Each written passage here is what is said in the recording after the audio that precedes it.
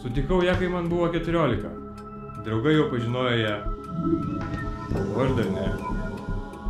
Ji buvo skani, apgauta baltais dūmais. Pamilau ją iš pirmo karto.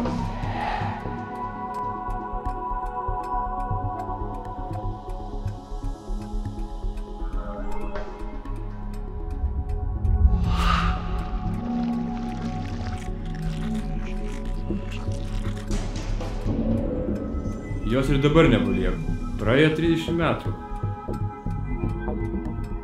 Ji ir dabar mano draugas. Bandžiau mesti, bet kaskart palūždavau.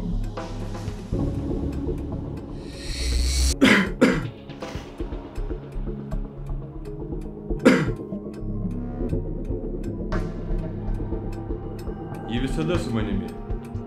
Ir aš jaučiuosi gerai. Ją rūkiau ir rūkysiu, kol mirtis mus išskirs.